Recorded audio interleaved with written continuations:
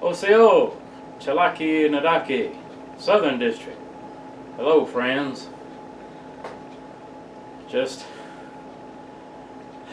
here at home, resting and sitting in the old lounge chair. Thought I would share some Texas history and Cherokee, Cherokee history. Of course, most all of you know or have heard of Mr. Sam Houston of Texas history, Texas Revolution, and his favor and preference to the Cherokee people and Chief Bowles and our people who immigrated to Texas. Well, I'd just like to read a little bit about Mr. Houston from one of the many books about him entitled Sam Houston with the Cherokees.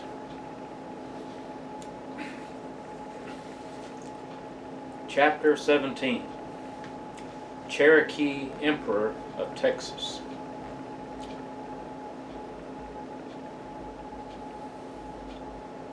Even before Houston had reached the Indian country, rumors of a plot masterminded by him and designed to conquer Texas by military force were circulating in Washington, D.C. Houston, according to these stories, planned to build an Indian alliance and make himself the Emperor of Texas. The rumors became so persistent and widespread that official Washington began to give them credence.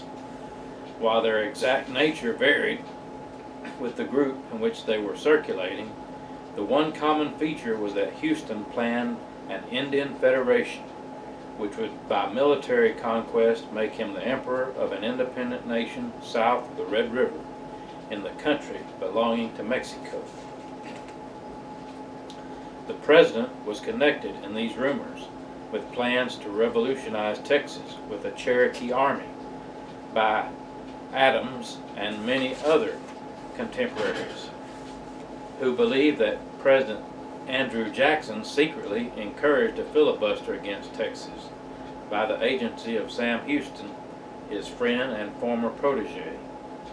Jackson's political opposition remembered statements the president had made in 1824 as a senator in the hearings on Mexico that the United States ought to have spared no means to obtain it, and that the way to get the territory was to occupy it, and after taking possession enter into treaties.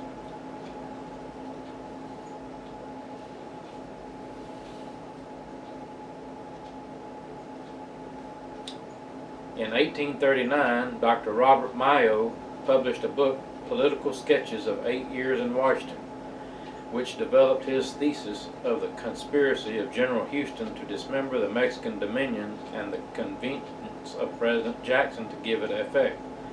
Mayo had in 1830 written to President Jackson of a conversation in which Houston descanted on the immense fields for enterprise in the Indian settlement as a stepping stone in Texas.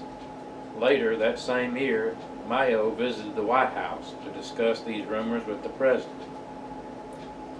Dr. Mayo's original letter was returned to him by General Jackson in 1836, along with a copy of a special alphabet code, which the conspirators had written, and Mayo had obtained from Mr. Hunter, a bona fide agent. The letter was published in 8 Years in Washington.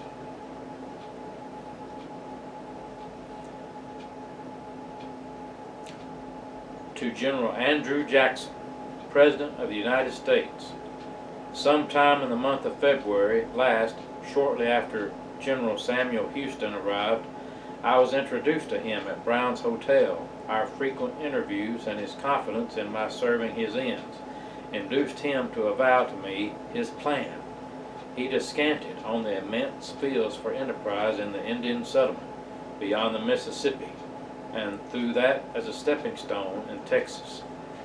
I learnt from him these facts and speculations: that he was organizing an expedition against Texas to afford a cloak to which he had assumed the Indian costume, habits, and associations by settling among them in the neighborhood of Texas, that nothing was more easy to accomplish than the conquest and possession of that excessive and fertile country, by the cooperation of the Indians in the Arkansas Territory and recruits among the citizens of the United States, that in his view it would hardly be necessary to strike a blow to wrest Texas from Mexico, that it was ample for the establishment and maintenance of a separate and independent government from the United States. I am very respectful, your obedient servant, R. Mayo.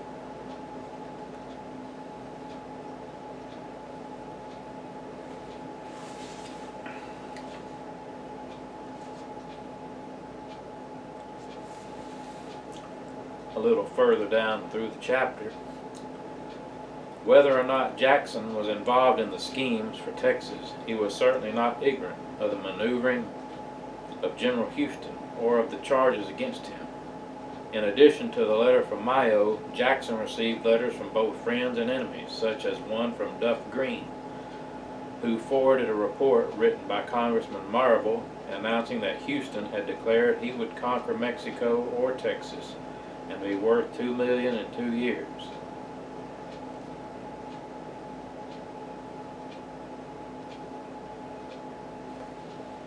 Jackson's secretary, Andrew Jackson Donaldson, received a letter from his brother reporting that Houston was not deranged with jealousy over his wife Eliza Allen, but was obsessed with a grand scheme for revolutionizing Texas.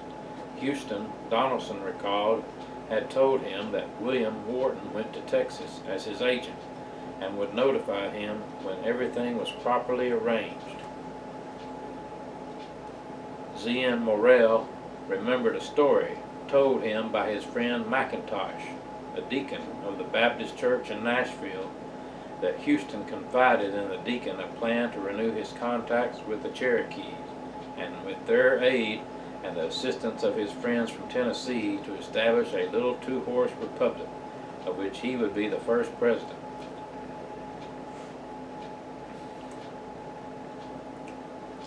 Read in the light of these statements, a letter written by Houston's business associate, John Van Fossen, on August 3, 1832, has additional significance. Van Fossen wrote Houston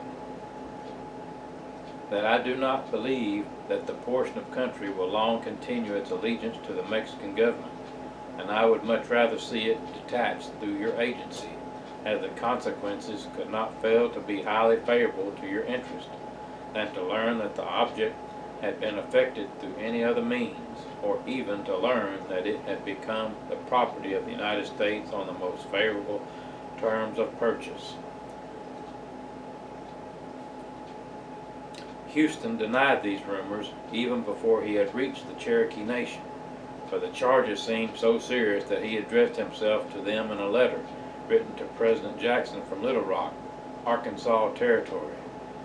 Denying any knowledge of the exact nature of the rumors, Houston eloquently refuted charges of a plot designed to injure the United States. This remark is induced by the fact that you have been assured that I meditated an enterprise calculated to injure or involve my country. To you, any suggestion on my part would be idle, ridiculous. You, sir, have witnessed my conduct from boyhood through life. You have seen my private and my official acts. To these I refer you. To what would they all amount, and for what would I live, but for my honor and the honor and safety of my country? Nothing. Jackson appeared so moved by Houston's reply that he quickly answered he did not believe the rumors, but added that Houston should consider locating in Arkansas.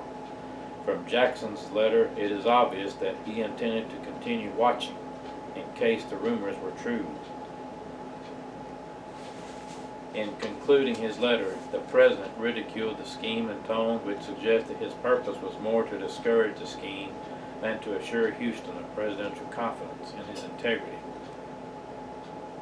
Jackson wrote, "It has been communicated to me that you had the illegal enterprise in view of conquering Texas, that you had declared that you would be in less than 2 years be emperor of that country by conquest. I must have really thought you deranged to have believed you had such a wild scheme in contemplation, and particularly when it was communicated, and that the physical force to be employed was the Cherokee Indian nation. Jackson was not yet convinced that Houston did not have an illegal plan in mind, or wanted to provide evidence that he had no part in the plan should it fail. Houston was placed under military surveillance. His mail was open and read, and reports were sent to the War Department by Houston's traveling companion, Harrelson. Jackson was either so uncertain of Houston's motives or so anxious that it might appear in the future as proof that he had not connived at Houston, that he wrote a detailed memorandum concerning Houston in his day book.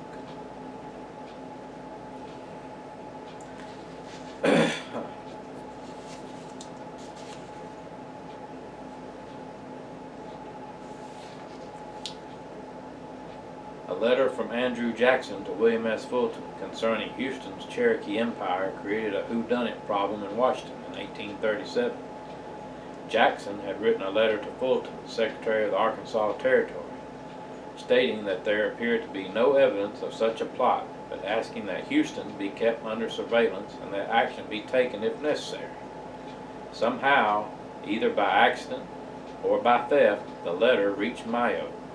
He interpreted the statement that no movements had been made nor have any facts been established which would require or would justify the adoption of official proceedings against individuals implicated, as proving Jackson's connivance in the scheme. It was thought by others that the letter was never mailed or was deliberately misaddressed, so as never to reach Fulton, since it was calculated to explain if Houston's success in the enterprise should necessitate explanations by the President of his own failure to uphold the neutrality law. Despite denials, evidence strongly suggests that Houston was contemplating an empire for the Indian nation. Perhaps it was a Rocky Mountain alliance or a Columbia River nation instead of an empire in Mexico. But he spoke of an empire won with the help of his Indian allies. Some say it was idle talk, that there was no plan. Yet H. Harrelson wrote that the Rocky Mountain Alliance was more than an idle plan. In a letter which is offered as proof that Harrelson was a spy for the Jackson administration, as well as a traveling companion, the plans to visit the Rockies are set forth. General Houston and myself arrived at this place on our way to the Rocky Mountains. The weather becoming hot, we concluded to defer it until the fall of the year. In the fall, I will return to this place on my way to the Rocky Mountains.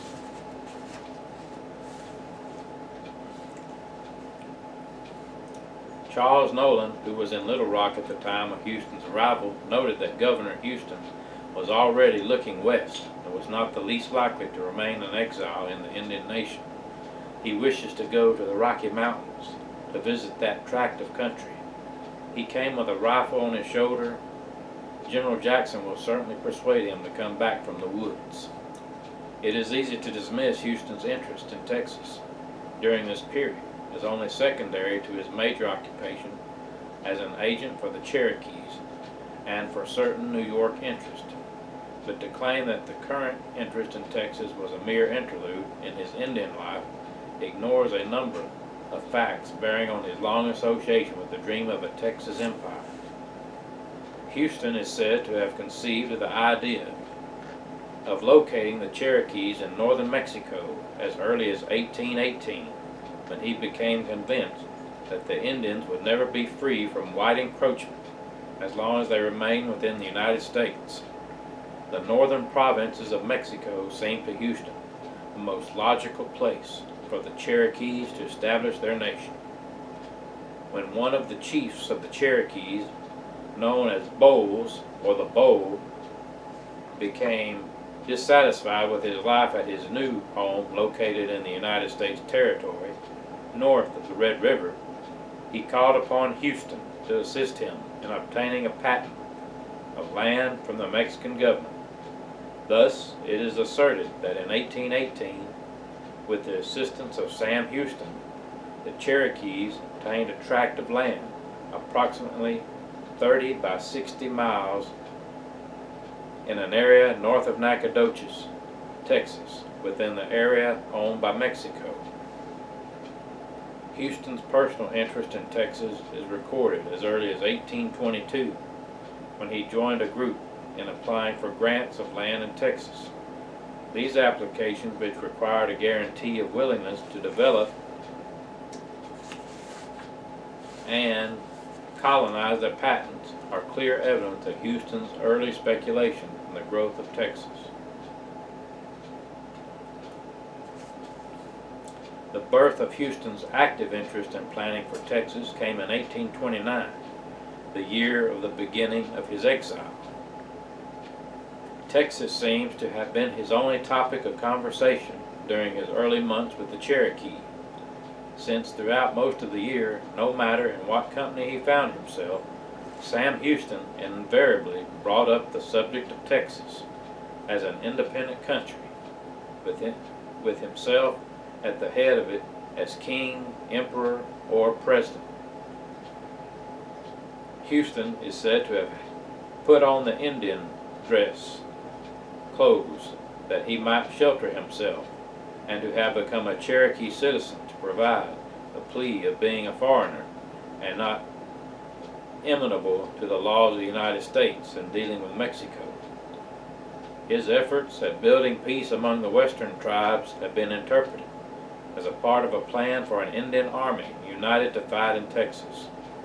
He appears to have been moving as if to lay a foundation for an Indian confederation, and at the successful conclusion of that effort, we find him standing as a white chief at the head of a potential army of as many as 10,000 red warriors. That the scheme of an Indian confederation composed of these thousands of warriors was neither as deranged or wild as Jackson had suggested was shown by a federation of Indians who joined Texas colonists in the ill-fated Fredonia Rebellion against Mexico in 1826-1827.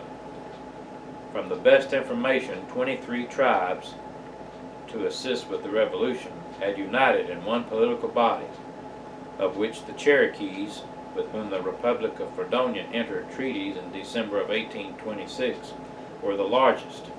The Fredonia Republic and the Indian Federation against Mexico suffered from lack of organization, leadership, and internal power struggle, even among the Cherokee. But the potential fighting force of an Indian confederation was amply demonstrated by this experiment. An Indian empire in Texas would have been compelling to any man, but to Houston, with his love of the dramatic, belief in divine, uncontrollable destiny, and conviction that the only hope for salvation of the Indian was a land outside the control of the United States, it was a magnet. Houston looked upon himself as their future white chief, the head to be of a great warlike nation of red men. His dream of a retreat for the Indians was expressed to Alexis de Tocqueville, whom he met on a steamboat headed for New Orleans in December of 1831. This famous French traveler viewed Houston as having the unfortunate characteristic of popular sovereignty, but recorded Houston's prediction that the Indian nations of the South will find a refuge and civilize themselves there. Houston envisioned himself as a Caius Marius, his favorite historical character, at the head of a Cherokee army. Marius, a Roman general and statesman noted for his patience and recovery from setbacks, fascinated Houston, who had carried a copy of the life of Caius Marius with him to the Cherokees, and who, even as a boy, is said to have compared himself to Marius.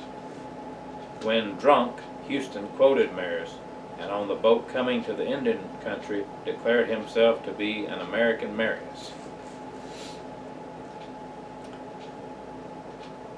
Marius was an exile like Houston, and following his exile organized an army out of peasants and demoralized soldiery, dealing two major defeats to foreign invaders. Houston doubtless saw himself as Marius in exile and considered the Cherokee Indian to be his peasant soldiery. While visiting in Nashville, Houston had himself painted as Marius, a gesture interpreted as an announcement to the world of his intention to return to power. Houston is said to have told the artist, "Paint me as Marius, barefooted in the ruins of the city of Carthage." Today, a copy of this painting, known as Houston as Marius, hangs in the Texas State Capitol on the west wall of the Senate Gallery.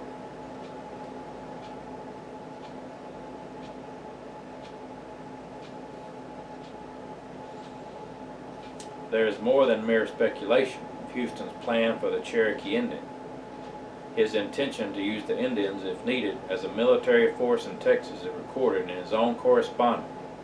In 1832, when Houston had definitely announced his plan to go to Texas, he wrote to his New York associates that he would go to Texas by way of Cantonment Gibson and his old friends the Cherokees. The people, he wrote, when describing the settlers in Texas, looked to the Indians on Arkansas as auxiliaries in the event of a change.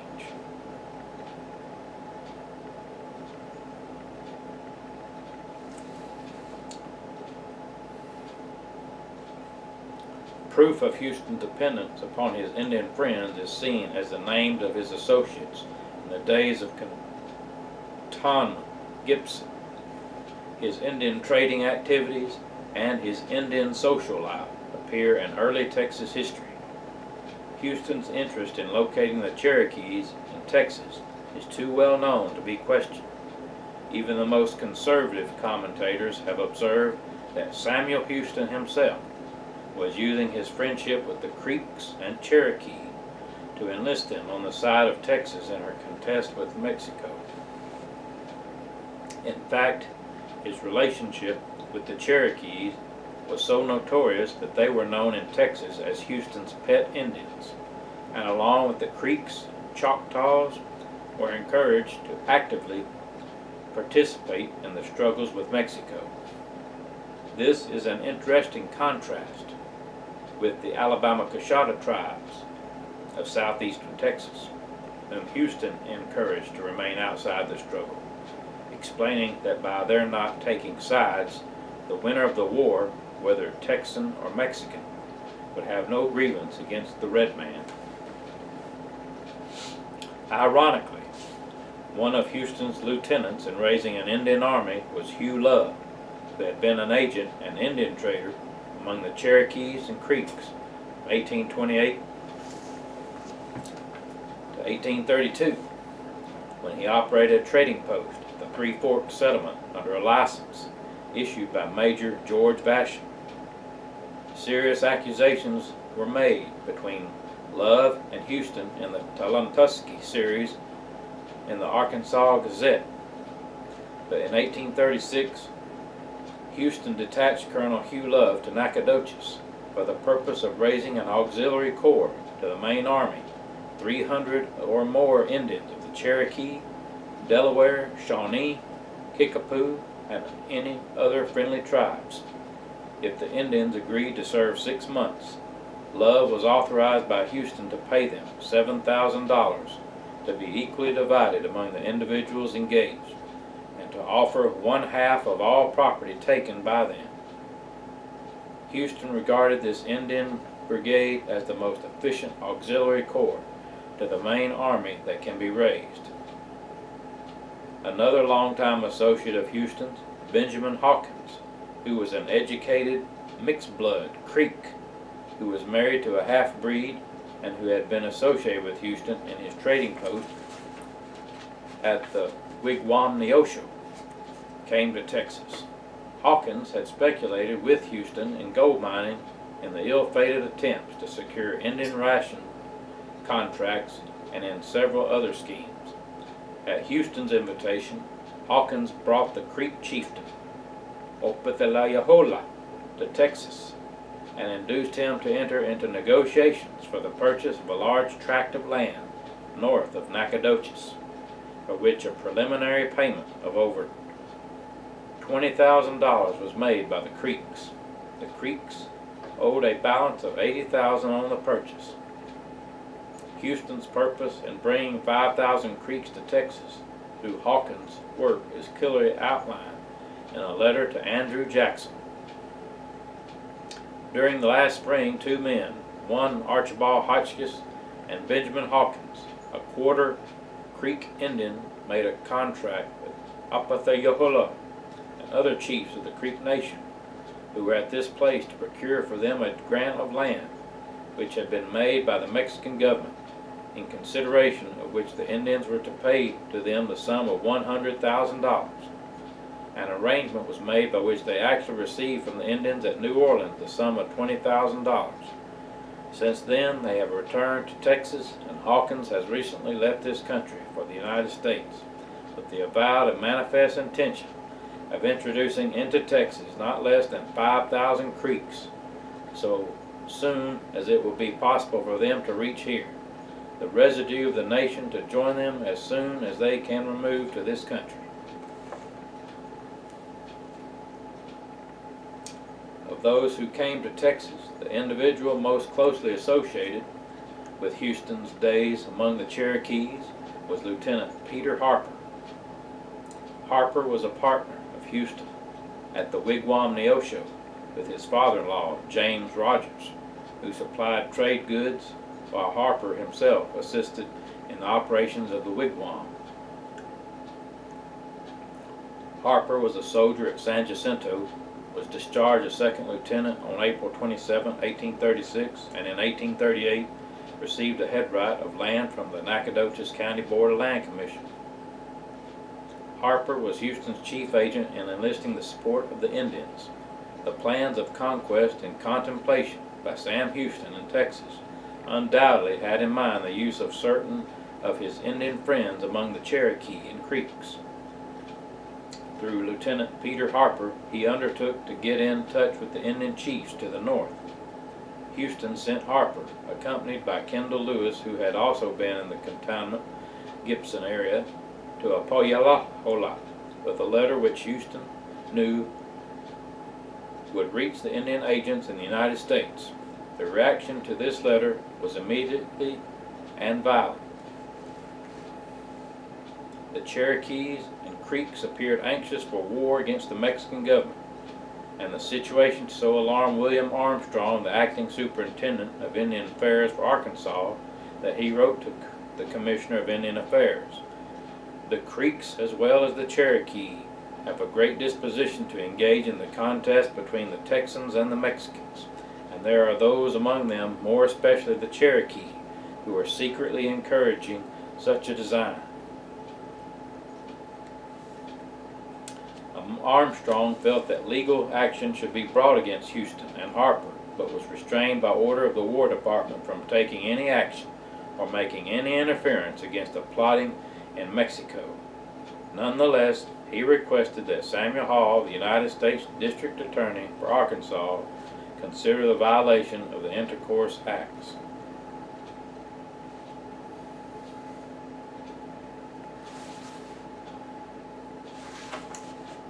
I enclose a letter signed Sam Houston to Lieutenant Peter Harper. Should you deem this an infraction of the Intercourse Law of 1834, you will please have writ issued against Harper, who is now in the Cherokee Nation. There is a disposition with some individuals to alienate the confidence of the Creeks and Cherokee from the United States and to enlist them in the present contest now going on between the Texans and Mexicans. Others from the day in the Cherokee Nation were enlisted in the aid of the struggling young republic. Houston summoned Colonel James Marcy from Fort Jessup in August of 1838 to bring troops to stop a rebellion of Mexicans and Indians in the region of Nacogdoches. The Dawsons and Baylors, who had been associates of Houston at Cantonment Gibson, were involved in the Texas settlement, as was Kendall Lewis. The Fields, Benjes, B.H. Smith, Corn Tassel, and Usuta had come to Texas. The influence that brought these Indians to Texas was obviously Houston. Houston's strongest ally in Texas was the Bowl, or Bowles, Diwali, whom he had helped locate in the area in 1818. Chief Bowles was always ready to provide military assistance for Houston, and in commemoration of their friendship, Houston presented Bowles with a hat, a suit of clothing, and a sword. It was Bowles with whom Houston signed the Texas Indian Treaty in February of 1836, and Bowles who was the head of the Associated Band of Indians. Well, friends, I hope you enjoyed this short reading about Sam Houston, or Colonna the Raven, as he is sometimes known, as well as his interaction and history with the Cherokee people and other tribes, and our founding historical Uku, Diwali, John Bowles. Until next time, Wadawakewa. Thank you.